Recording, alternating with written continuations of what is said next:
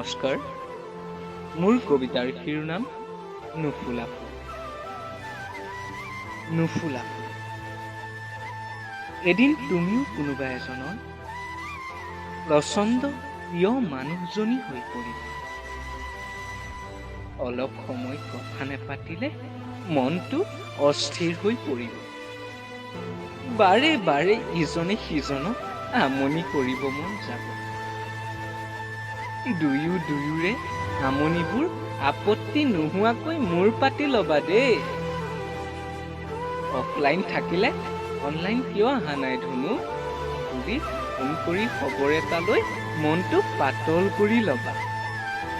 বহুত বেছি প্ৰিয় হৈ পৰিব, বুজি পাইছা? অপেক্ষা কৰা, কোনোবাই তোমাকো প্ৰিয় বনাব, তোমাৰো প্ৰিয় হ'ব। নমস্কাৰ।